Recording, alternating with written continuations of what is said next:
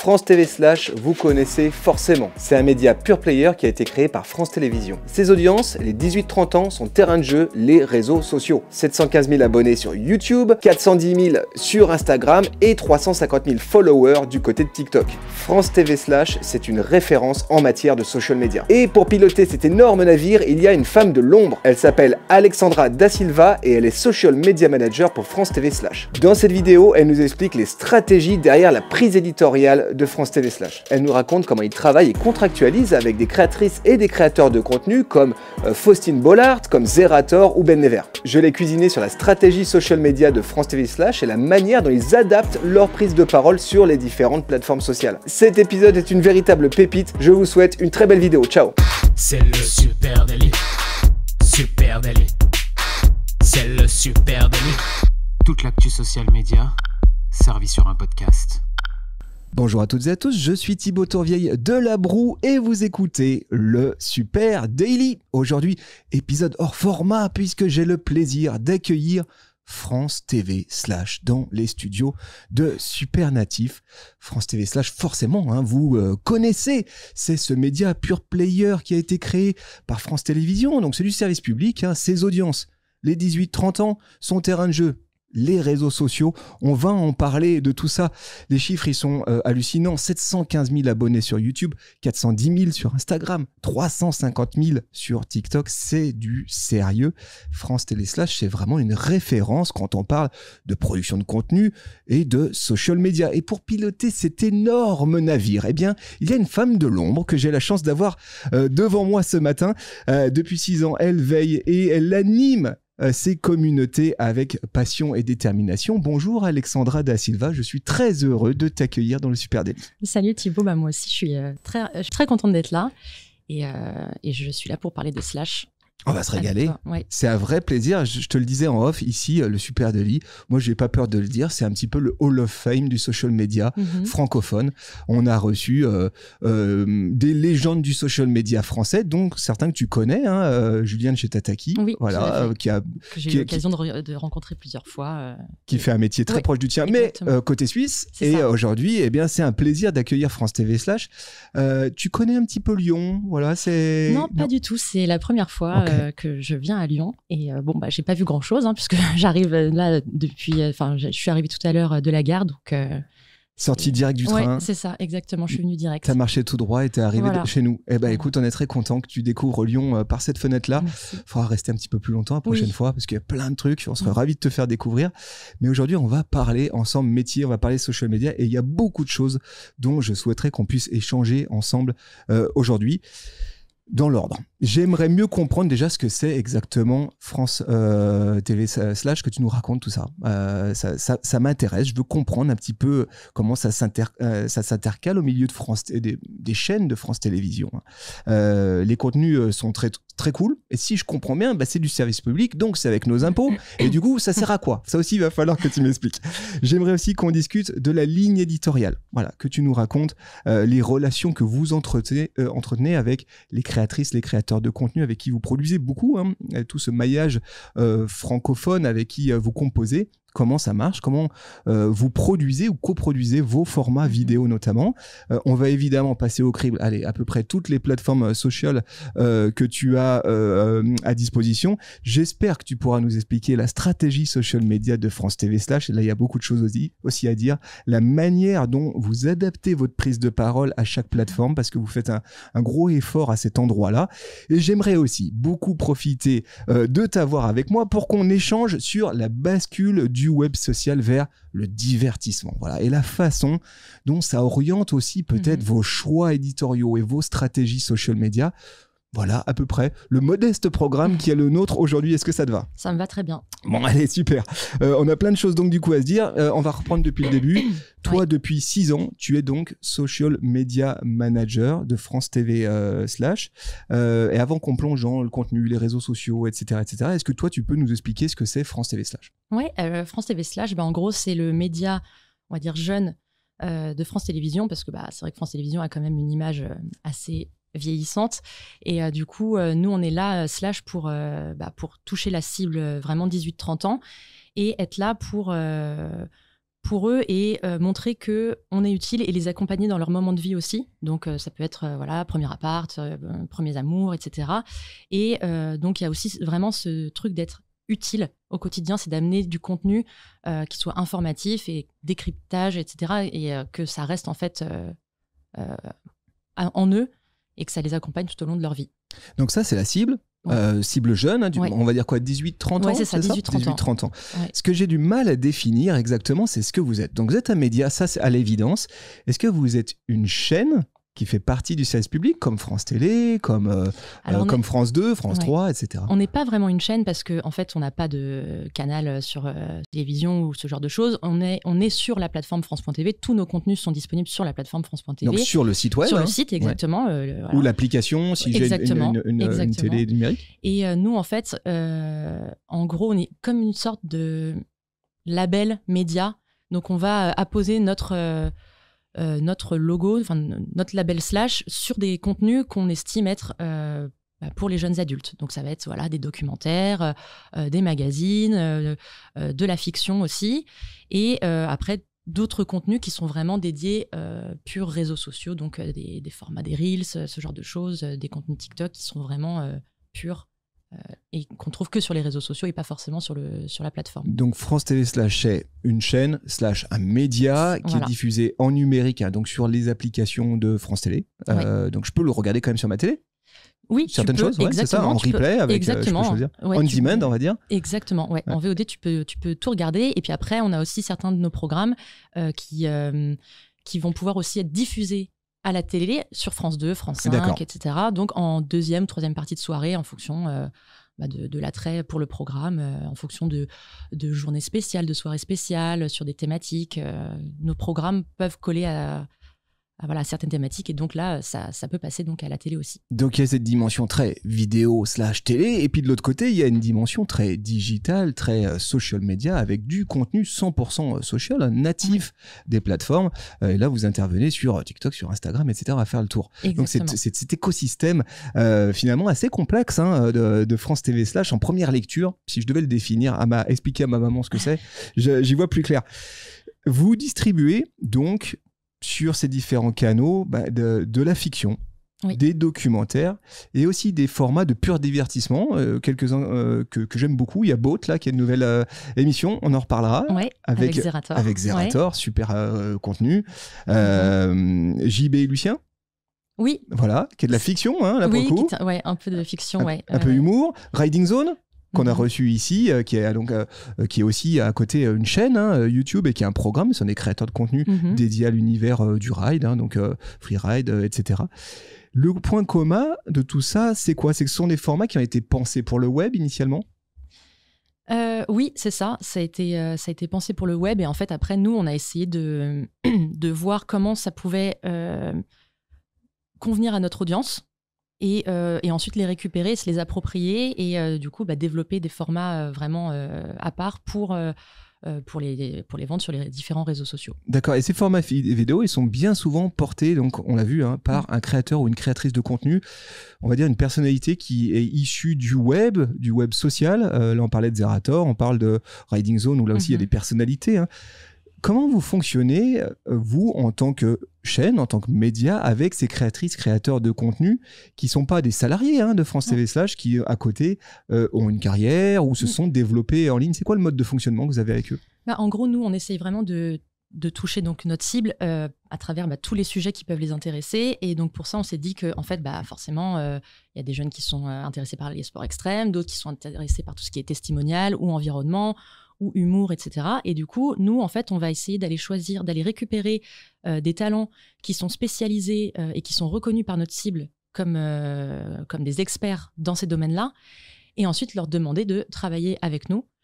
Donc, c'est comme ça qu'on récupère des riding zones. Après, on a aussi des contenus vraiment natifs sur les réseaux sociaux avec des influenceurs, des créateurs de contenu, notamment Manon du compte Le Cunu, qui va nous faire tous les programmes sexo. On travaille maintenant depuis peu de temps avec Yannou Batch, qui va nous faire tout ce qui est environnement, culture générale. On travaille aussi avec Samos pour tout ce qui est sport. Donc voilà, et même avec maintenant Faustine Bollaert, donc qui est donc voilà dans vraiment le testimonial, interview, etc. On travaille aussi avec Oumar Diawara, qui est donc journaliste aussi depuis le début à Slash et qui lui va faire vraiment tout ce qui est interview de célébrités avec son format Fit. Et voilà, en fait, avec tous ces experts, on arrive à toucher un peu tous les domaines qu'on souhaite aborder chez Slash. Donc, une chaîne comme France Télé Slash, les programmes sont des programmes incarnés. Vous allez chercher ces incarnations là où elles sont, et notamment sur les réseaux sociaux pour leur spécialité, c'est ça. Je pense à Zerator, avec qui vous collaborez donc sur une émission qui est notamment diffusée en direct sur Twitch, oui, qui est aussi disponible sur YouTube en version un petit peu raccourcie, on va dire. Zerator, on sait, lui, c'est un chef d'entreprise. C'est un businessman, c'est aussi un producteur audiovisuel. Il a des équipes, il a des moyens, etc. C'est quoi le deal que vous avez avec lui? Vous lui achetez ce programme? Comment ça marche? En gros, en fait, c'est un contrat qu'on a avec lui et en fait, on lui laisse carte blanche. Voilà, faut savoir que c'est Zerator de A à Z qui avait l'idée de cette émission de Boat, et nous on était juste là pour l'accompagner, et parce que nous on veut aller aussi sur ce mode de divertissement et justement conquérir une nouvelle audience, et donc on s'est dit c'est parfait de bosser avec Zerator en plus il a une idée, et donc nous on fait juste l'accompagner et c'est son idée à 100%, et voilà, nous on est juste là pour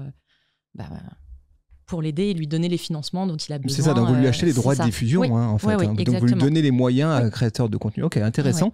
Oui. Du coup, France Télé Slash, c'est vraiment une marque qui, vue de notre fenêtre, qui est connectée à l'ère du temps. Il y a vraiment ça, on le sent, l'éditorial, la tonalité, elle est extrêmement bossée.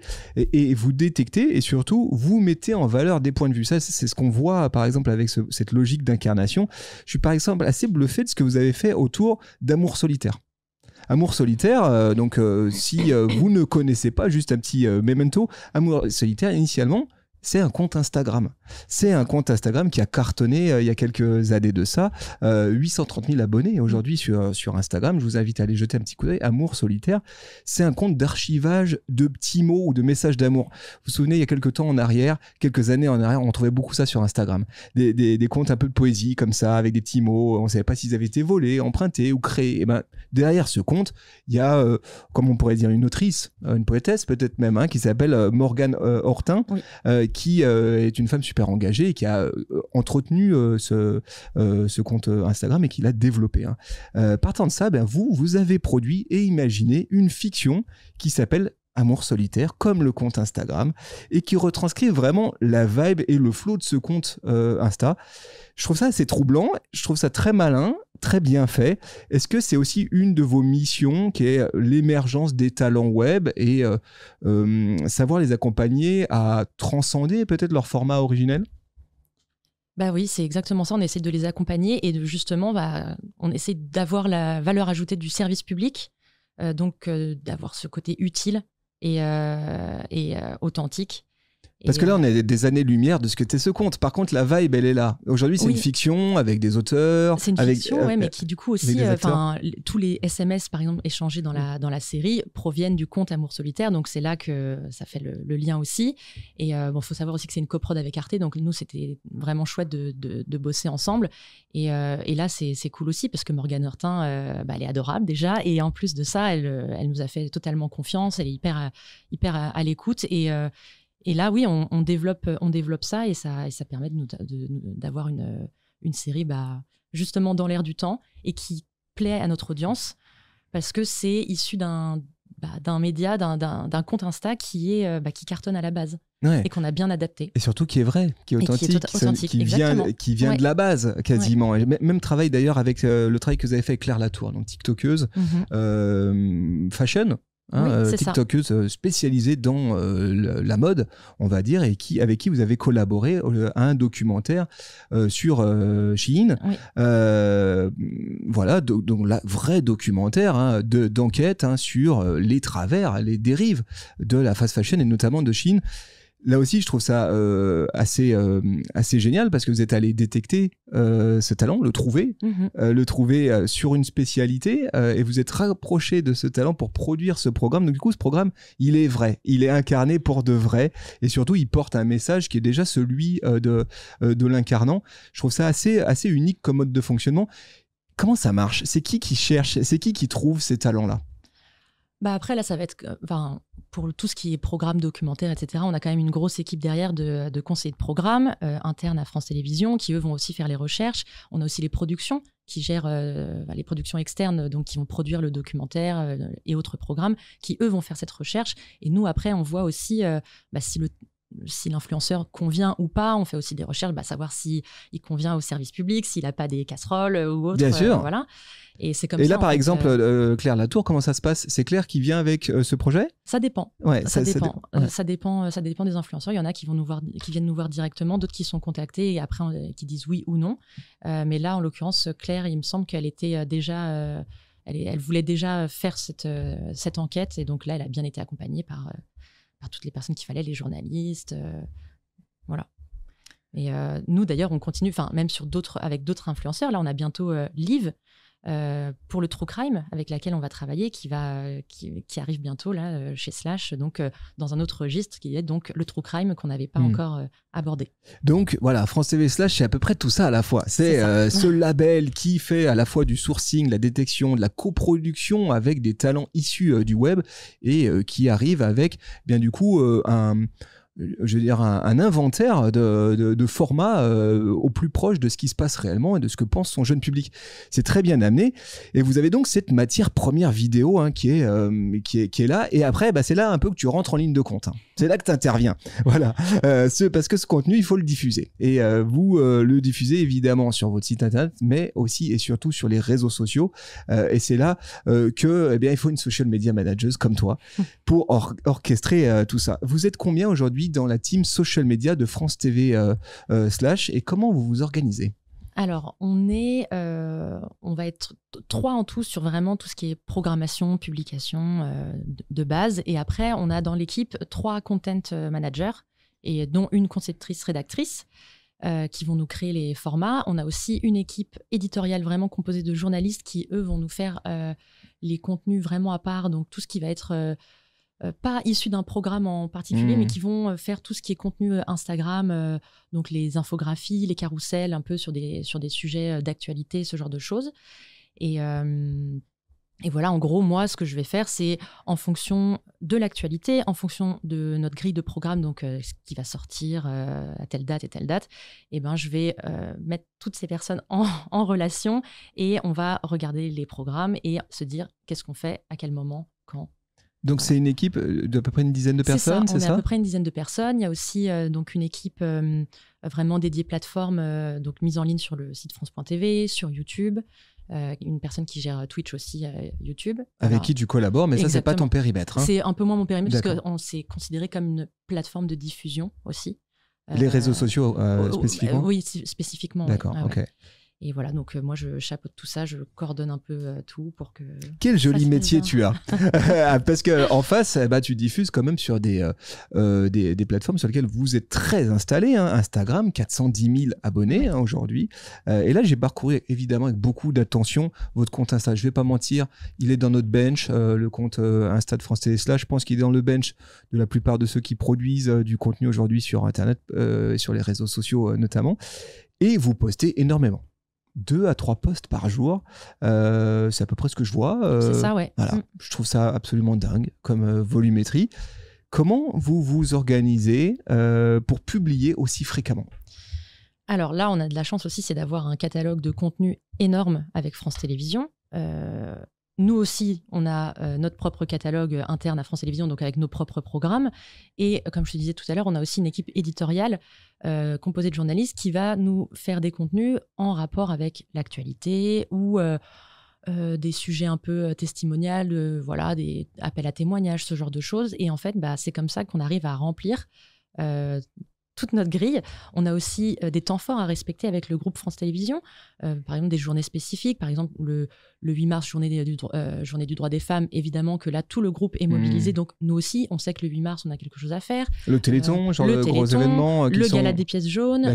Tous ces gros événements qui, en tout cas, sont identifiés pour notre cible, pour notre audience 18-30 ans. D'accord. On sait qu'on va aller donc dessus. Ça, ces temps forts, tu les as à l'année, tu sais. Ça, tu peux mettre des petites épingles sur ton calendrier. Exactement. On sait qu'à tel moment, généralement, le mois de novembre, il est toujours un peu déprimant parce que c'est là où tu as toutes les journées du harcèlement et tout ça. Donc, le mois de novembre est un peu moins cool, mais tout le reste, voilà, c'est dispatché dans l'année. Et nous, on va accompagner ces temps forts. On va essayer aussi de mettre nos programmes en fonction de leur sortie, de l'actualité. Par exemple, tu vois, le documentaire Chine, on l'a mis quand c'était les soldes. Voilà, on a le documentaire Blackout aussi qui est sorti, qui parle de l'alcool en soirée étudiante. Là, on l'a mis pendant le Dry January. Bien joué. Voilà, ce genre de choses. On essaye donc de suivre un peu les... Donc, tu éditorialises les sorties de tes masterpieces, ces grosses vidéos, ces programmes que vous diffusez, notamment sur YouTube, les formats longs, on va dire. Oui. C'est ça. Vous avez... Comment ça marche ? Vous avez, de façon très pratique, vous avez un outil de gestion en interne qui vous permet de gérer ce calendrier là où tu as, tiens, j'ai la sortie de telle fiction ou de tel programme à tel moment, il va falloir que je le tease à telle date et puis on s'organise tous ensemble. Alors non, on n'a pas d'outil de gestion, c'est vraiment un peu à la mano. En fait, on a... un outil donc, qui montre toute la timeline sur l'année avec tous les programmes qui vont sortir. Et là, c'est vraiment un document Excel. Ok, donc ça, c'est du fait maison. C'est du fait maison. D'accord. Et pour l'agenda vraiment des sorties sur les réseaux sociaux que là, moi, je gère, ça va être l'agenda Google qu'on a partagé avec l'équipe. Et c'est vraiment, je vais mettre mes petites cases. Voilà, tel extrait doit sortir à tel moment sur Insta, tel extrait doit sortir à tel moment sur TikTok. Et comme ça, toute l'équipe a accès et peut voir... qu'est-ce qui sort quand.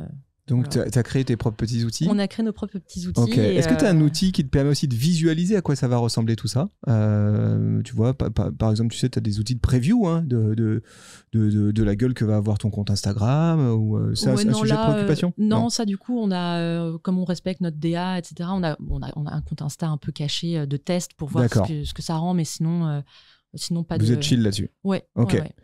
Ouais. Toujours sur Instagram, d'un point de vue éditorial, vous êtes très habile dans la mutualisation, c'est ce que tu nous disais tout à l'heure, de vos images entre YouTube et Instagram. C'est ça, c'est un de vos gros exercices, c'est d'avoir ces formats masterpiece que vous produisez, qui sont effectivement disponibles en replay VOD sur télé, mais aussi sur YouTube, et donc que vous réadaptez pour Instagram au format 9/16e, pareil sur TikTok, etc. Est-ce que aujourd'hui, ce recyclage de contenu, comment vous l'organisez ? Comment est-ce qu'il est parce que c'est pas une masse à faire. C'est pas juste vous prenez un extract au hasard. Non, c'est pas... Il y a une éditorialisation de ce que vous faites en 9/16e. Vous pouvez pas tout mettre, donc vous devez choisir. Comment vous organisez ça ? C'est toi qui le fais ? Ce sont tes équipes ? Comment on choisit ? On choisit généralement quand même ensemble. C'est surtout aussi mon équipe de content manager qui va définir les extraits. Après, moi, de toute façon, je regarde aussi tous les programmes et je vois s'il y a des petites choses effectivement à mettre plus ou moins en avant. Je vais les briefer aussi avant, mais on a généralement tout le temps les mêmes idées de contenu sur ça. Et après, oui, c'est eux qui vont les mettre en place, qui vont les monter. Et après, par contre, on va voir comment on fait en fonction de chaque réseau, comment on l'organise. Donc évidemment, sur TikTok, il va falloir qu'il soit le plus pur possible, sans logo, sans rien, parce que TikTok n'aime pas trop ça. Sur Instagram, on va mettre un peu plus d'éditorialisation, effectivement. Et sur les shorts, on va le faire vraiment très court pour s'adapter au réseau. Donc ça, ce sont tes content managers qui, d'eux-mêmes, découpent, remontent. C'est ça. Parce que parfois, c'est remonté. Ça peut être remonté, donc, je vais, pour travailler mon hook, c'est-à-dire quand je veux donner un extrait d'une petite émission ou même d'une fiction, parfois, vous êtes obligé de remonter cet extrait 9/16e pour qu'il soit plus efficace, bien sûr. Plus percutant. Oui. Je trouve que c'est un boulot énormissime. C'est énorme. Est-ce que là aussi, vous avez un outil qui vous permet d'à la fois d'être à plusieurs, de collaborer, de pouvoir dire prends-moi la time code 9:35 à 9:45, ça sera très bien, puis tu me rajoutes ça après. Comment vous échangez au quotidien sur ces montages? Parce qu'encore une fois, c'est un gros volume, hein, on parle de publications quotidiennes. Oui, c'est un très gros volume et en fait, on n'a pas d'outils spécifiques pour ça. Vraiment, l'équipe de content va monter au fur et à mesure. Évidemment, on se fait un petit brief avant en se disant, voilà, on va sortir tant d'extraits, j'ai identifié tel timecode, ce genre de choses. Et ensuite, on bosse sur Slack. On a différents channels en fait en fonction de chaque programme, ce genre de choses. Et les contents vont envoyer leur V1 en disant voilà, on a fait ci, on a fait ça. Je valide ensuite derrière en disant ça, il faut remonter. Ça, est-ce qu'on peut mettre le hook plus efficace, les gars. Voilà. Ouais. Et ensuite, ils remontent. Et après, il peut y avoir des débats parce qu'on n'est pas toujours d'accord. Certains disent mais non, c'était mieux comme ça. Bon, voilà, on échange beaucoup. Et une fois que c'est validé, je récupère les contenus, je les place dans l'agenda en fonction de quand ça va sortir, en fonction de l'actualité. Et ensuite, j'ai une alternante qui travaille avec moi et qui va programmer tous les contenus, qui va me proposer des wordings et que je valide derrière. Je trouve très intéressant cette notion d'extrait. Donc, je resitue. Vous avez ces émissions longues qui vont faire parfois une demi-heure, 45, voire 1h30, qui sont disponibles donc sur votre télé numérique et sur YouTube. Vous allez vous faire des découpages, recycler ces contenus-là et nourrir votre prise de parole sur Instagram, sur Shorts, YouTube Shorts et sur TikTok. Donc vous choisissez les moments. Ce qui est intéressant, je trouve, c'est que c'est pas du teasing que vous faites. C'est que les extraits que vous avez créés, ils existent en eux-mêmes. C'est pas je suis en train de te teaser pour te renvoyer vers la version longue. Et ça, j'aime bien ça parce que j'ai eu des discussions ici avec, et notamment avec Camille. Celles et ceux qui nous écoutent connaissent Camille, qui est Head of Social chez nous, sur la notion de teasing. Moi, je crois pas au teasing. Et qu'est-ce que tu penses du teasing? Je crois pas au teasing sur les réseaux sociaux. Je pense qu'il faut donner aux gens ce qu'ils sont venus chercher, c'est-à-dire un moment de divertissement. C'est ça. En fait, je suis d'accord avec toi. Je pense que le teasing, ça marche pas forcément toujours. Nous, c'est pour ça, par exemple, qu'on ne met pas les bandes annonces sur Instagram, par exemple, parce qu'on sait que ça va pas forcément très bien fonctionner. On sait que chaque réseau est un peu en vase clos. Si tu es sur Instagram en train de scroller ou si tu es sur TikTok en train de swipe. Le link in bio, on est d'accord, ça marche pas, ça. Alors, bizarrement, de temps en temps, ça fonctionne. On ne sait pas trop pourquoi, on ne sait pas trop l'expliquer, mais parfois, il y a des perfs. Mais voilà, en fait, ça reste en vase clos et on sait que quand tu es sur un réseau, tu vas y rester. Tu n'as pas envie d'aller cliquer plusieurs fois pour te retrouver sur une plateforme sur justement laquelle tu dois t'inscrire, ce genre de choses. Tu perds du temps.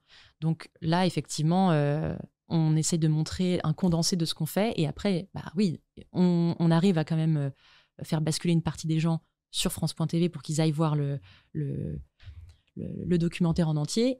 On sait que ça ne sera pas toujours le cas, mais au moins, on a pu faire passer des messages, on a pu être utile sur les réseaux, et c'est comme ça qu'on fait nos extraits. Ouais. Est-ce que justement, toi, tu as, en tant que social media manager de France TV Slash, est-ce qu'on t'a des consignes, des KPI qui sont « envoie-nous du monde sur la plateforme, sur francetv.fr on veut du monde ici, donc débrouille-toi, les réseaux sociaux, c'est bien mignon votre histoire, nous, je veux du trafic entrant sur mon site ». Ça, c'est vrai que c'était pas mal au début, sauf qu'on a fini par faire comprendre à tout le monde que ça marchait pas comme ça, les réseaux sociaux. Et maintenant, on a surtout ce but de notoriété. Vraiment, c'est se faire connaître et montrer qu'on fait du contenu de qualité. Donc, c'est la marque. Exactement. C'est la marque France TV Slash que toi, tu bosses finalement. Donc, tu en donnes un échantillon. Et puis, t'espères que la marque elle ait suffisamment de notoriété spontanée pour que, passer l'échantillon, j'aille sur la plateforme pour découvrir du contenu plus profond. Je comprends. Donc, sur Instagram, toujours, vous ne vous arrêtez pas qu'à faire du recyclage. Il y a bien d'autres contenus, il y a beaucoup d'autres choses. Vous produisez aussi beaucoup de contenus natifs à Instagram. Est-ce que tu peux nous parler spécifiquement à Instagram de la ligne éditoriale? C'est quoi l'objectif de France TV Slash ici? Sur Instagram en particulier, encore une fois, c'est de toucher notre audience, les 18-30 ans, et de leur parler de tout ce qui les concerne. Donc ça peut être vraiment pourquoi tu as mal dormi cette nuit, est-ce que tu es stressé par le changement climatique, ça va être vraiment tous les sujets qui les concernent, qui sont concernants, et à partir de là, on va créer des contenus natifs par rapport à ça. Ça peut en plus être suite à des discussions qu'on a eues entre nous. Tiens, moi je suis stressée en ce moment parce que tiens, si on parlait du stress avant un examen par exemple, et du coup c'est comme ça qu'on trouve nos sujets parce que nous-mêmes, on est concernés parce que toute l'équipe est très jeune et donc Tiens, c'est quoi la moyenne d'âge? Alors, je dirais que moi, je suis une des plus vieilles. Est-ce que passé 30 ans, voilà. On ne peut plus bosser chez France Télévisions? On bascule chez France 3 après, c'est ça? J'ai un peu plus de 30 ans, je suis encore, je me considère encore dans la cible. Mais non, la moyenne d'âge, je dirais que c'est 26 ans, 27 ans, quelque chose comme ça. Donc voilà, on est tous dans la cible et donc justement, on se sent concernés. Et comme on est tous différents, et ben voilà, il y en a qui vont être fans d'e-sport, d'autres qui vont être fans de musique. Donc, grâce à ça, on arrive à essayer de parler d'un peu tout sur nos réseaux. Ouais, et c'est ça le but, en fait, sur Instagram, c'est de toucher notre cible, mais de toucher justement toutes les cibles, de ne pas s'adresser uniquement à telle catégorie. Donc, c'est d'être un média généraliste, exactement. Quand même à dimension culturelle. Hein. Oui. C'est quand même le gros du fil conducteur. C'est pas sport non plus. Il y a du sport, mais toujours avec un biais qui est culturel aussi. Exactement. Ouais. Et on essaye aussi de faire de plus en plus d'humour, de divertissement, justement, parce que ça peut être aussi un peu anxiogène, les réseaux. Et justement, on essaye à la fois donc, d'avoir cette authenticité, le fait d'être utile toujours et d'avoir des contenus de qualité, mais en y apportant la touche /, donc un peu de décryptage et humoristique. Ouais, alors, il y a notamment des contenus sur de l'actualité chaude. Voilà, ça, c'est un spécifique à votre prise de parole à Instagram. Sur Instagram, par exemple, Meta qui arrête le fact-checking. Là, vous avez fait une série de contenus là-dessus. Ou des rebonds sur des sujets qui sont des tendances sur les réseaux sociaux. Ça, c'est un truc que vous utilisez beaucoup, qui est un bon moyen, une belle porte d'entrée aussi sur ces communautés, de parler de tiens, il y a tel trend en ce moment, qu'est-ce que ça veut dire, pourquoi c'est une tendance. Comment vous décidez de ces sujets et de ces angles? Est-ce que vous avez une rédaction éditoriale? Est-ce que vous avez fait comme dans tous les médias, vous vous réunissez autour d'une grande table, une fois par semaine, et vous avez des conférences de rédaction? Comment ça marche, les coulisses de France TV / sur l'éditorial, sur ce qu'on raconte? Eh ben c'est à peu près ça, oui. On se retrouve une fois par semaine où justement on va parler autour de la table de tous les sujets qu'on a pu voir passer. Donc tout le monde arrive avec des trucs? C'est ça, exactement. Okay. Et moi je sais que par exemple je ne suis pas journaliste et donc je n'ai pas vocation à écrire ces contenus, mais je peux quand même avoir des idées parce que voilà, j'ai vu un truc passer pendant le week-end et je vais en parler donc à l'équipe éditoriale qui, elle, va reprendre le sujet ou pas si elle trouve que c'est assez intéressant ou pas. Et c'est comme ça ensuite qu'on trouve... C'est qui tranche? C'est qui le rédacteur en chef de France TV /? Alors, c'est Daniel, il s'appelle Daniel. Salut Daniel. Et c'est lui qui tranche les sujets, mais donc avec moi aussi, c'est-à-dire qu'on va avoir cet échange en disant, voilà, ça on l'a déjà fait il y a 6 mois, donc on va peut-être pas en rediscuter. Ou alors ça, on va attendre d'en parler parce que justement, on a un documentaire qui sort dans 1 mois sur le sujet, donc on va se garder le sujet. Sous le coude. Voilà. Ouais. Niveau format, évidemment, beaucoup de vidéos, hein, c'est quand même le cœur de votre matière première initiale, mais aussi ce format carrousel, voilà, que vous travaillez très bien, fréquemment, hein, sur Instagram. Il y en a beaucoup. Est-ce que vous avez des bons résultats avec ce format? Alors, on en avait énormément au début, et c'est pour ça que j'ai du mal à m'en détacher, parce que en fait, il y a quelques années, avant qu'il y ait les vidéos sur Instagram, le format carrousel cartonnait chez nous, c'est ce qui fonctionnait le mieux. Et après, il y a eu l'arrivée des vidéos, donc là, on a bien vu que ça baissait, mais on le garde quand même parce que, on essaye de le réduire aussi un peu, même s'il y en a encore énormément, mais parce que il faut savoir que c'est quand même plus rapide à produire qu'une vidéo, avec du motion, etc. Ça reste quand même plus rapide. Et il y a quand même ce truc de notion de partage. On peut partager une slide en particulier, en story, ce genre de choses. Enfin, les gens peuvent identifier une slide qui les intéresse pour la partager. Et bizarrement, c'est aussi ces contenus-là qui nous apportent énormément de commentaires, d'échanges, souvent. Donc c'est pour ça qu'on... Donc moins de portée, moins de viralité, mais plus d'engagement. Voilà, c'est ça. Je comprends. Ok, ça c'est intéressant. Je vois, ça c'est les contenus qui sont donc produits en interne? Oui. Ce sont tes content managers qui font ça? C'est l'équipe éditoriale. C'est l'équipe édito, donc vraiment les journalistes qui eux vont qui Photoshop, qui produisent du contenu, etc. Qui vont produire les contenus. À côté, les contents, eux, ils vont vraiment se focaliser uniquement sur nos programmes, nos documentaires. Ok, très clair. À côté, vous produisez aussi du même type, hein, des vidéos qui sont des vidéos vraiment pure content social media, pareil sur des sujets d'actualité avec une petite voix off dans le fond, un petit montage un peu cool, des petits inserts motion, etc. Ça aussi, c'est produit en interne? C'est produit en interne par l'équipe éditoriale, toujours, l'équipe de journalistes. Et la voix off, c'est toi qui fais les Non, voix off? c'est pas. Non, c'est qui fait les voix off? C'est quelqu'un de chez vous? Oui, c'est Julie. Okay. C'est Julie qui fait les voix off. C'est dur, hein. Je trouve que c'est très dur de trouver la bonne voix off. Elle a un super ton de voix, ça marche très bien. Ça marche très bien. Vous avez essayé sur plusieurs de l'équipe? Il y a eu plusieurs de l'équipe. Il y a eu des tentatives. Non, c'est Julie qui s'en sort très bien, donc elle continue. Alors, sur les réseaux sociaux et sur Instagram, mais plus globalement sur les plateformes, il y a certains des programmes que vous produisez ou que vous coproduisez qui ont aussi leur prise de parole, qui ont aussi leur propre prise de parole. Là, tu parlais tout à l'heure de Faustine Bollard, qui fait Safe Zone. Safe Zone a ses propres comptes réseaux sociaux, que ce soit sur TikTok ou sur Instagram, en plus de France TV/. C'est normal parce que vous travaillez, parfois vous récupérez, entre guillemets, ou vous re-signez un programme qui a déjà été produit, déjà travaillé par d'autres, donc il a déjà une existence social media. Safe Zone, c'est 46 000 followers quand même sur Instagram. À quoi ça sert de continuer à entretenir les réseaux sociaux de chacune de ces émissions et de ne pas tout mettre sur France TV/?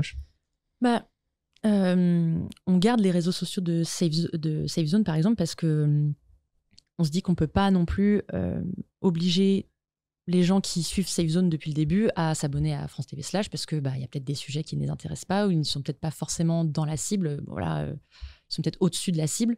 Donc c'est pour ça qu'on va garder les deux réseaux. Mais nous, à côté de ça, / on va quand même s'en garder un chaque semaine pour montrer que c'est chez nous. Tu crois que c'est intéressant de... Allez, je te pose ma question. Là, c'est la mienne. Est-ce qu'on aurait intérêt à le faire nous aussi?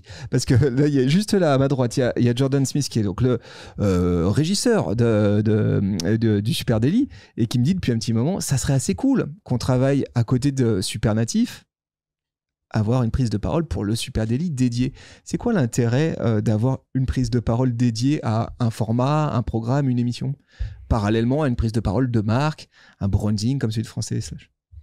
Eh bien, ça permet d'avoir vraiment ton cœur de cible et de ne pas perdre justement de followers, parce que c'est aussi quelque chose qui peut nous être reproché chez /, c'est de parfois aller un petit peu partout et du coup parfois on va avoir des gens qui ne seront pas intéressés par l'e-sport ou par Faustine Bollard par exemple, et donc qui peuvent se dire que c'est un peu mélangé. Ouais.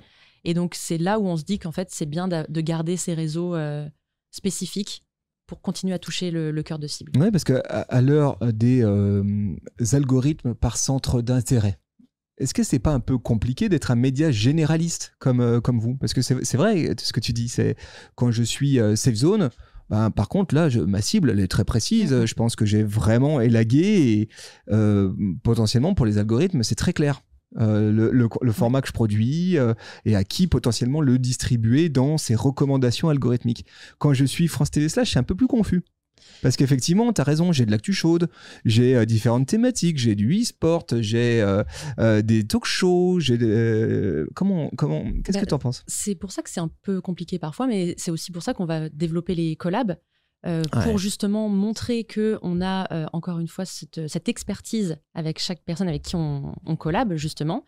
Comme ça, elle est reconnue et nous, après, ça nous permet d'avoir un gage de qualité justement sur nos contenus. Et justement, en gardant les autres comptes dédiés, par exemple, si quelqu'un suit France TV/ et puis voit que certains sujets ne l'intéressent pas, mais qui va voir un post en collab de Safe Zone, et peut-être que ça va l'intéresser, Safe Zone, donc il va aller s'abonner à Safe Zone. Donc on garde quand même ce follower, mais ailleurs. Donc à côté de France TV/, tu as tous ces comptes de programmes, il y en a un certain nombre, Riding Zone, on en a parlé, Safe Zone, etc. etc. Ça fait un peu comme une toile d'araignée, c'est vrai que c'est assez puissant en termes d'audience. C'est toi qui gères tous ces comptes social media, qui c'est qui les gère? Alors, ça dépend. Par exemple, Safe Zone, c'est nous qui l'avons récupéré, mais Riding Zone, il est toujours... côté prod de Riding Zone, voilà, ça va. Donc là, ça dépend des deals que vous avez avec. Est-ce que vous avez fait un rachat ou est-ce que c'est un peu ça? C'est ça, oui. Pour Safe Zone, c'est un rachat, et pour Riding Zone, il y a encore d'autres clauses de Donc contrat. Si je veux vendre un jour le Super Daily à France TV/, j'ai intérêt à créer un compte Instagram, le Super Daily, et avoir des grosses audiences. Exactement. Ah bah ouais, ok, merde, t'avais raison, Jordan. Ok, merci pour le tuyau. Vous êtes un média public, France TV/. Voilà, donc votre business model, il est quand même très éloigné de la créateur économie. tout à fait. Voilà, la créateur économie, une part de son business model, ça peut par exemple d'être de créer des formats et de les commercialiser à France TV Slash, par exemple. Est-ce que vous entretenez, comme la créateur économie, des relations avec des marques partenaires? Est-ce que ça, à un moment donné, ça rentre quelque part dans votre économie, avoir des partenaires, comme font les youtubeurs, comme font les créateurs de contenu, ou pas? Ça peut arriver pour des gros événements. On va avoir des partenaires pour financement de vidéos, ce genre de choses. Pour la Coupe de France de League of Legends, on avait le partenariat avec la Banque Postale, par exemple, qui finançait. Donc là, on avait eu quelques publicités, mais sinon, ça reste vraiment très, très rare. C'est vraiment occasionnel pour des très gros événements. Mais sinon, nous, on n'a pas vocation à faire ça. Après, ça va vraiment être... on peut avoir des partenariats avec Brut, avec Combini sur différents programmes, mais il n'y aura pas de financement. C'est juste vraiment pour parler du programme. Pour donner plus de visibilité. Plus de portée. Mais vous n'avez pas besoin, en fait, comme un créateur ou comme une créatrice, faire rentrer de la moula par le biais d'un partenariat. On est le service public. Et c'est ça l'avantage. Voilà. Quel luxe. Oh là là, ça c'est confort quand même. Donc ça veut dire aussi que les créateurs qui travaillent avec vous, ils ont ce confort-là qui leur est rapporté. Si on leur dit, Zerator, ton programme, nous on va le faire ensemble. Et en plus, tu n'as même pas besoin de courir après des marques pour le financer. Voilà, c'est ça, hein. C'est un peu ça. C'est pas mal. Ok, pas mal, j'aime bien. Allez, je te propose qu'on bascule du côté de TikTok. Yes. TikTok, donc 356 000 abonnés. Oui. Waouh. Là, des vidéos qui font des millions de vues. Vraie réussite pour un média du service public. C'est vraiment une belle réussite. Bravo pour ça. Merci. Est-ce que ça veut dire que tu as compris comment on fait pour craquer TikTok? Non, toujours pas. Toujours pas. J'avoue que c'est quand même... encore en chantier, on est toujours en travail dessus, on a testé énormément de choses et on n'est toujours pas sûr à 100% parce que l'algorithme, il est quand même difficile à craquer justement. Et encore une fois, nous, on a tellement de contenu que c'est difficile de sélectionner ce qu'on va mettre dessus. Donc on s'est dit qu'on arrêtait vraiment de faire tout et n'importe quoi et qu'on se concentrait sur tout ce qui était divertissement, interview de personnalités. Et là, on voit que ça fonctionne, que ça commence à mieux fonctionner. Et donc, on est parti là-dessus, sur full divertissement. D'accord. Donc là, il y a un tri qui a été fait. Oui. Donc, tout ce qui est format de type fiction. Alors, fiction aussi. Alors, oui, pardon, j'oubliais la fiction parce que ça fait aussi partie du divertissement. D'accord. Mais la fiction, alors ça dépend de la fiction aussi, mais ça fonctionne aussi plutôt bien. Donc là, c'est pareil. On va aussi avoir donc, des extraits, comme on en parlait tout à l'heure, avec des hooks. Pour attirer les viewers et ça fonctionne plutôt bien. Sur TikTok, on est d'accord pour dire que vous vous concentrez réellement sur l'adaptation, la mise au format de vos programmes un peu masterpiece, que vous réadaptez au format TikTok dans tout ce qu'on a raconté tout à l'heure, c'est-à-dire redécoupage, le choix des bons morceaux, etc. C'est ça le gros de votre exercice. Je vois que vous utilisez un truc aussi beaucoup, c'est le format de liste de lecture. Oui. Et je dois dire que précédemment, j'avais jamais trop bien compris quelle pouvait être l'utilité. Mais ramener à France TV Slash, d'un coup, je trouve cette feature très très cool parce que ça permet de faire des playlists vidéo et finalement de pouvoir regarder une fiction, un programme en version très raccourcie. Mais malgré tout, avec partie 1, partie 2, partie 3, etc. et de les enchaîner. Est-ce que tu as des retours quant à la performance de ces listes de lecture sur TikTok ? Notamment pour Amour solitaire, on a diffusé les épisodes sur TikTok et là on a bien vu que là c'était hyper efficace. Vous avez mis l'intégralité des épisodes ? C'est ça, oui. D'accord. Alors, parce que pour Amour solitaire saison 2, il y a 2 formats à part. Il y avait le format en 16/9 sur la plateforme France.tv qui était une première histoire et tu avais un deuxième format vraiment uniquement pensé pour les réseaux sociaux, donc en 9/16. Et là, c'était une autre histoire. Et donc, nous, on a diffusé... Même avec les mêmes personnages. Alors, c'est les mêmes c'est les mêmes personnages qui sont dans les deux séries, mais ce ne sont pas les mêmes personnages principaux. Tu sais que j'avais pas compris cette subtilité. C'est incroyable, ça, comme idée. C'est une très bonne idée. Et vous avez eu des bons résultats sur ça ? On a eu des très, très bons résultats. L'idée de faire 2 fictions différentes? Est-ce que ça a permis aussi de faire basculer des audiences d'un format à l'autre? Eh bien justement oui, parce qu'il y en a beaucoup qui ont découvert le format donc sur les réseaux sociaux, donc en 9-16, qui ont adoré, qui ont été complètement accros et qui du coup en voulaient plus et donc ont basculé sur le format long sur France.tv pour découvrir la deuxième histoire donc d'un autre couple, mais qui était toujours dans le même univers. Donc avec les mêmes, ça c'est habile, ça c'est bien vu. Ouais. Très bien vu. Et donc oui, pour revenir sur la liste de lecture, là effectivement on a bien vu que comme on diffusait un épisode par jour d'Amour solitaire, là ça a très bien fonctionné parce qu'avec partie 1, partie 2, etc., là on avait des gens accros qui revenaient tous les jours, ils savaient qu'à 18h, et sinon on en chopait d'autres qui tombaient sur la partie 5 et qui nous disaient en commentaire mais c'est trop bien, je suis tombée sur la partie 5 et j'ai tout regardé d'un coup, c'est génial. Donc ces listes de lecture, c'est vraiment cool. Ouais. Souvent, ce qu'on entend dire quand on parle de TikTok, quand on échange avec des marketeurs, avec des créatrices, créateurs de contenu, ils disent c'est un endroit où il faut lâcher prise. Visuellement, c'est un peu cracra. C'est le look and feel de cette plateforme. C'est comme ça. Quand on tombe sur le TikTok de France Télévisions, c'est pas du tout le cas. C'est très léché. Les images sont très belles.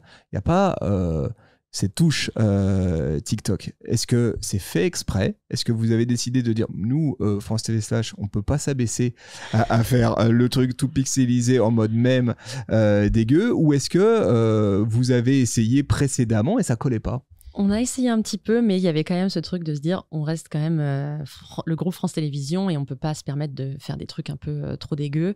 On a quand même essayé, on a vu que ça donnait pas grand-chose. Ouais. Et au final, alors c'est effectivement léché, mais en fait, il n'y a pas forcément beaucoup plus de choses ajoutées. Ça va être plus un extrait pur, peut-être moins retravaillé, mais il n'y aura pas 15 000 logos ou une outro à la fin, ce genre de choses. Oui, c'est-à-dire, c'est du contenu brut. Vous n'avez pas, il n'y a pas de branding, il n'y a pas d'habillage. Voilà, il n'y a pas d'habillage, mais voilà. Mais pour autant, vous ne produisez pas de contenu natif TikTok. Quand je dis natif, c'est-à-dire vraiment... Via le téléphone directement. Ouais, non, ça on fait pas. Et même quand vous travaillez avec une TikTokeuse, vous l'embarquez sur des formats qui sont des formats plus léchés. Exact. Oui. Et ensuite, vous recyclez ces formats très léchés en micro-capsules TikTok. Oui, exactement. D'accord. Et là-dessus, cette stratégie, donc ça, je trouve ça très intéressant parce que cette stratégie, elle a l'air de marcher. Hein. Oui, parce que 356 000 abonnés sur TikTok, des vues qui cartonnent, beaucoup d'engagement aussi. Donc ça, c'est intéressant. Au milieu de ces vidéos, certaines qui explosent, d'autres qui font des flops monumentales. Tu nous as expliqué tout à l'heure ce qui, selon toi, faisait que certaines marchaient.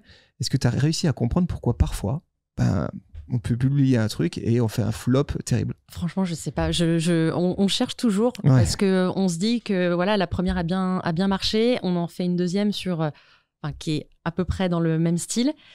Et ça marche pas et du coup on sait pas. Et après on se dit est-ce que la deuxième elle ne fonctionne pas parce qu'elle a été publiée après une qui a un peu moins bien fonctionné. Donc c'est toujours pour moi TikTok c'est très compliqué. C'est dur de tirer des enseignements, non?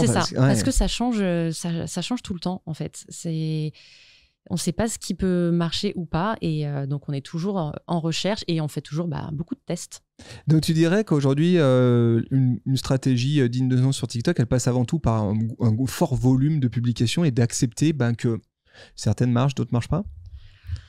Au début on se disait ça, maintenant là on est en train de se concentrer sur justement, en fait on se dit quand on a un doute, quand on a une vidéo et on se dit ok, est-ce qu'elle va marcher? Si on se dit on n'est pas sûr, on la publie pas.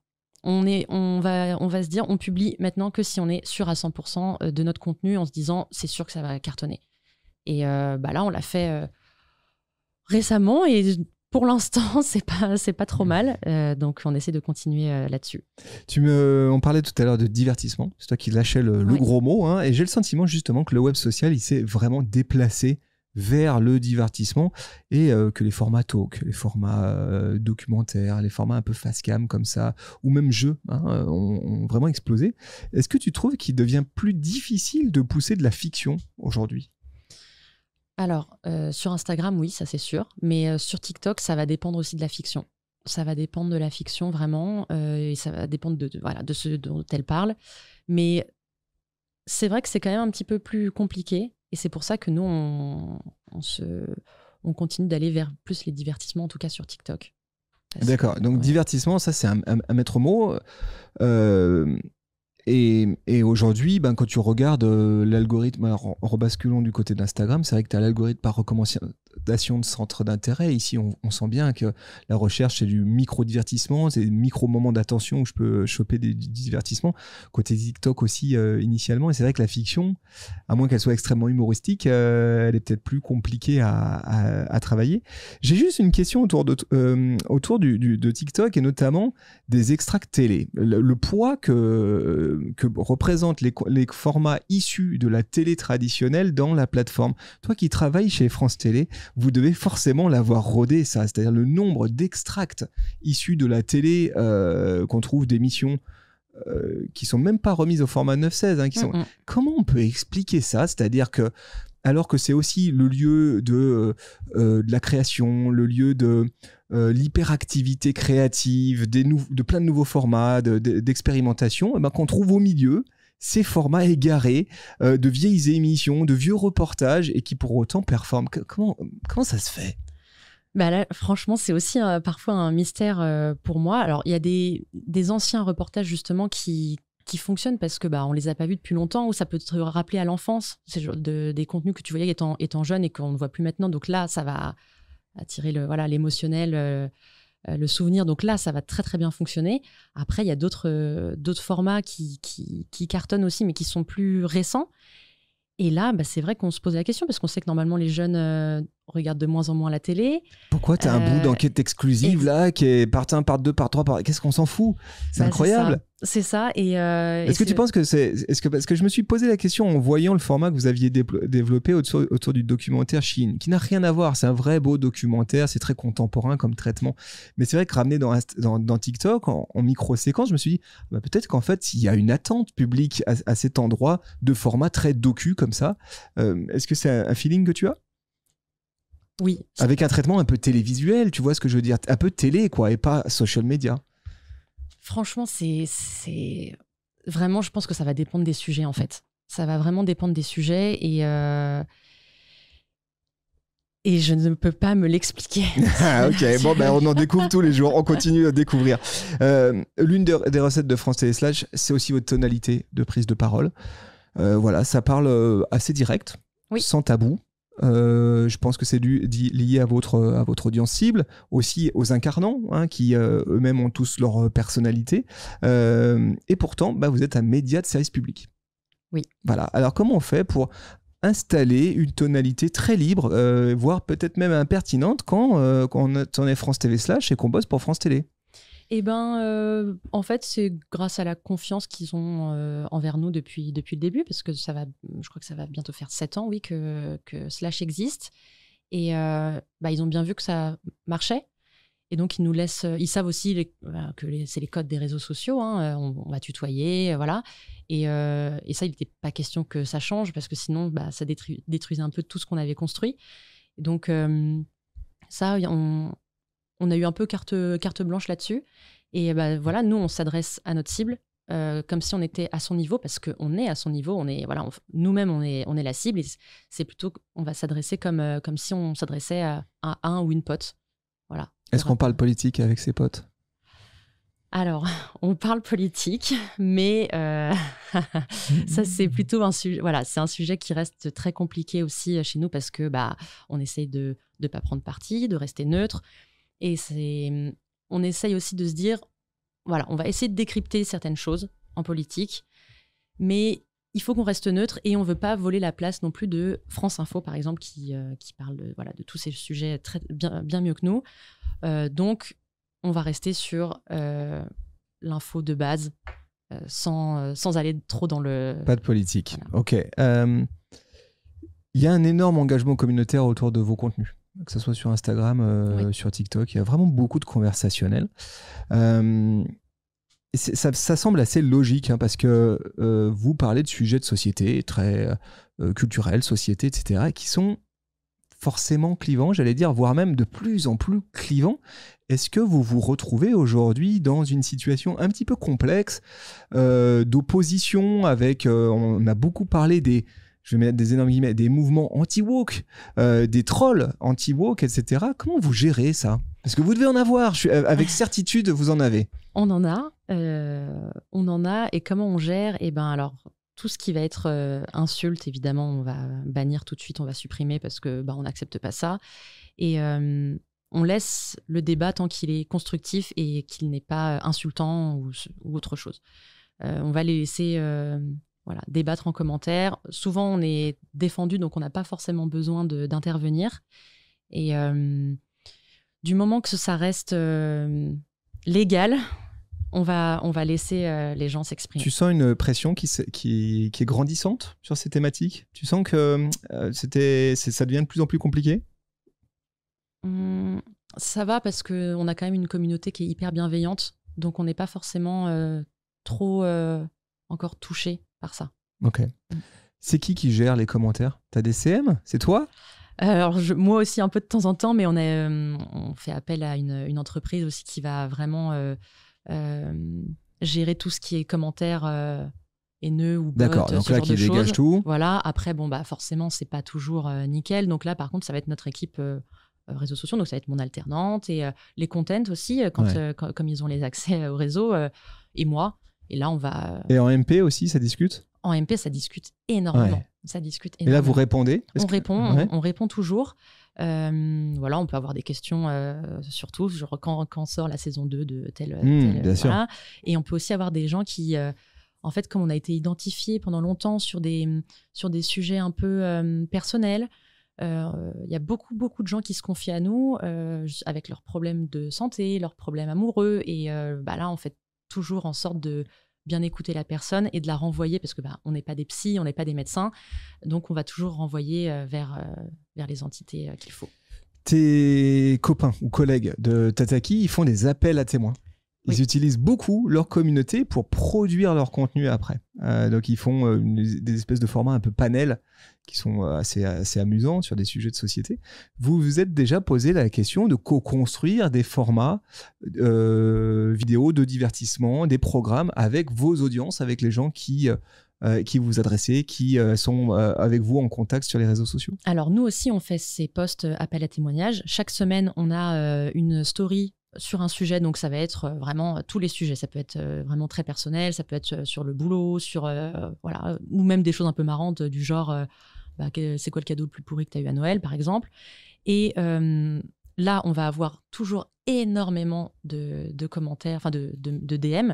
Et ensuite, ces DM, on les utilise pour faire donc un carrousel un peu générique qui va regrouper donc à peu près tout ce qu'on a reçu en DM. Et ensuite, à partir de là, on a encore plein de gens qui vont commenter sous la publication pour eux aussi partager leur expérience, donner leur témoignage. Les formats vidéo, c'est toujours un peu plus compliqué, en tout cas avec des abonnés, notre cible directement, parce que ça demande beaucoup de travail, ça demande à ce que les gens viennent à Paris. C'est une logistique. Ouais. Tataki, ils sont en Suisse romande, c'est tout petit. C'est tout petit. c'est facile, c'est plus fastoche.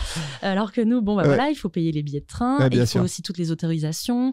Donc c'est pour ça que nous, on préfère, pour aller plus vite, rester sur ce système de carrousel témoignage, comme ça, ça va beaucoup plus vite et on n'a pas à faire signer d'autorisation à l'image, ce genre de choses. Et si on parlait de Twitch? Yes. Parce que France TV Slash est aussi actif sur Twitch, figurez-vous les amis, puisque vous avez une chaîne avec 88 000 abonnés tout de même. Vous ne seriez pas d'ailleurs le premier média français aussi installé sur Twitch, numéro 1? C'est possible. 88 000, c'est beaucoup. Alors vous y diffusez pas mal de trucs. Voilà. Ouais. Et notamment la Coupe de France de League of Legends dont tu parlais tout à l'heure. Ça, c'était il y a 3 mois à peu près. Ça. D'où ça vient cette idée? Qui a eu cette idée?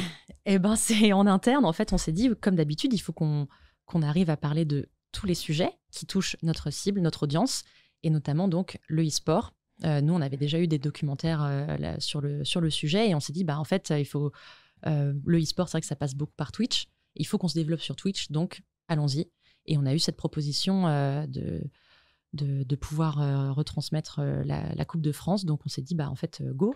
Donc là, vous assurez pas la production? de ça? Là, c'était toujours OTP qui gérait tout ça. Nous, on gérait la diffusion et l'animation du chat. Et la diffusion, initialement, elle se passait déjà sur ailleurs, c'est-à-dire... Elle se passait donc sur la page d'OTP qui gérait toujours... donc vous avez acheté les droits de diffusion d'OTP pour la diffuser sur la chaîne de France Télé /, gérer derrière tout ce qui était... la dimension live stream avec l'animation, c'est vous? Alors l'animation des lives, non, c'était toujours côté OTP, c'était les gens d'OTP qui géraient tout ça. Et l'animation chat, par contre, c'était nous. Vous avez dû vous marrer. Ça a dû être du sport, ça. C'était compliqué. Et puis, sachant que moi, j'ai été un peu dessus parfois et je n'y connaissais rien en League of Legends à la base. Donc, j'ai dû apprendre. C'est quoi votre objectif avec Twitch? Eh ben, comme je te disais, en fait, c'est continuer à toucher notre audience qu'on n'a pas encore touchée avec Instagram ou TikTok et aller vers ces nouveaux horizons. Et en plus de ça, continuer à aller sur tous les réseaux, en fait, parce que l'audience, elle est un peu partout. Et il faut qu'on se développe là-dessus aussi. Mais là, c'est du direct, c'est encore autre chose. Il faut savoir produire du direct. Donc, vous devenez aussi une chaîne de direct alors France Télé /. Ok, intéressant. Et donc, il y a aussi ce game show avec Zerator. Voilà, Zerator qui s'appelle Boat. Fun, ça ressemble à du Zerator, ça ressemble un peu à du popcorn. Si je devais décrire un peu le format. Oui. Donc, petite ambiance très jeu de divertissement à la... Burger Quiz, exactement. Ouais, voilà. Et c'est bien fait, il y a un joli décor et tout. Ça se passe comment? C'est Zerator qui produit ça sur Toulouse avec ses équipes dans son studio? Oui, alors c'est pas à Toulouse, c'est à Montpellier. Pardon. Ça. Non, mais c'est ça, c'est à Montpellier. D'accord. Et puis nous, on est juste là pour valider un peu tout à la fin, dire ok, voilà, ça, très bien. Et puis après, il y a la codif. Et ensuite, on récupère le live pour en faire nos extraits. Ouais, c'est ça. Sur les réseaux. Et est-ce que à terme, il y a l'objectif de développer sur Twitch une prise de parole plus ambitieuse ou en tout cas plus récurrente? Parce qu'aujourd'hui, finalement, il n'y a que Boat. Oui. Est-ce que vous avez envie d'aller renforcer cette ligne de programme Twitch? Oui, exactement. Ouais. Oui, on aimerait justement que ce soit régulier, que ce soit au moins une fois par semaine avec des talks, Mais voilà, c'est en construction. Moi, je peux te proposer une émission qui est tous les matins, de 9h à 9h30 sur Twitch. Voilà, si ça t'intéresse, on en reparle. J'en parle à l'équipe. D'accord, donc il y a aussi tout ce périmètre-là sur lequel vous avez envie de vous aventurer. Qu'est-ce qu'il y a d'autre? Parce que là, on a parlé d'Instagram, on a parlé de TikTok, on a parlé de YouTube, on a parlé de Twitch. C'est quoi les prochains univers sur lesquels France TV /, le label, le média, vous avez envie de vous aventurer? Déjà, c'est vrai que ce serait quand même chouette, même si c'est un peu old, mais finalement que nos programmes se retrouvent de plus en plus aussi à la télé, bizarrement. Enfin, je sais que c'est un peu... mais ça montre en fait l'expertise qu'on a. Et après, c'est continuer sur les réseaux à fond. Vraiment, là, le but, c'est de développer beaucoup plus donc Twitch, comme on le disait, YouTube aussi. Et après, c'est de voir quels sont les nouveaux réseaux et comment s'adapter à eux. Et surtout, continuer parce que notre audience grandit, donc on grandit aussi avec elle, mais il faut quand même toucher celles qui arrivent. Et donc voilà, c'est s'adapter à ça. Vous faites du podcast aussi, France TV /? Non, on fait pas de podcast. Est-ce que vous vous êtes posé la question? On s'est posé la question. Il y aurait certains programmes qu'on verrait assez bien. Ouais, alors si, pardon, il y a un podcast qui est fait maintenant, c'est Fit, l'émission, qui maintenant est en podcast. Mais il n'y a pas sinon d'autres podcasts natifs. Mais on s'est posé la question et c'est toujours d'actualité. Voilà, c'est toujours en cours. Enfin, voilà, on n'a pas pris de décision, mais on se pose toujours la question. Ok. C'était super intéressant. Voilà, beaucoup de choses dont on pourrait continuer à parler, Alexandra. Ça fait une bonne heure qu'on est en train de papoter. Si celles et ceux qui nous écoutent, ils veulent échanger avec toi directement, s'ils se disent « Ah, mais Timo, il a oublié absolument de te poser une question. » Quel est le meilleur canal pour te parler? Eh ben, c'est DM Insta. DM Insta. Alors, c'est quoi? C'est Alexandra da Silva? Ah non, pardon, à moi directement. Ouais, je pensais France TV / directement. Non, déjà, effectivement, suivez France TV / si c'est pas déjà le cas sur les réseaux sociaux, notamment sur Insta. Vous pouvez bombarder de DM et puis vous dites hey, Alexandra, vas-y, si jamais t'es derrière les DM, elle tâchera de répondre. Est-ce qu'on peut aller te saluer sur LinkedIn? Est-ce qu'on peut aller te poser des questions? Oui, sur LinkedIn, tout à fait. Ouais, sur LinkedIn. Alexandra da Silva sur LinkedIn. Il y en a beaucoup, donc bonne chance pour me retrouver. Je pense qu'ils sauront te retrouver, t'inquiète pas. Allez la saluer de l'autre part. Dites-lui expliques, c'était vachement intéressant. Merci à toi, c'était un plaisir d'échanger. Merci pour la transparence, pour toutes ces réponses à ces nombreuses questions que j'avais avec toi. J'espère que tu as passé un bon moment. J'ai passé un très bon moment, merci de m'avoir reçu. Eh ben c'est cool. Bienvenue dans le Hall of Fame du social media. Je suis très heureux. Les amis, c'était le Super Daily. Ce podcast est disponible sur toutes les plateformes de podcast, sur Castbox, sur Spotify, Apple Podcast. Vous connaissez le topo. Vous prenez cet épisode, vous mettez 5 étoiles, le petit commentaire, vous le partagez peut-être à un pote, une pote. Je suis sûr que ça va le régaler. Et puis surtout, rendez-vous sur les réseaux sociaux @supernatif. Venez continuer cette discussion avec nous. Encore merci Alexandra. Merci. Merci à tous. Ciao, bye bye.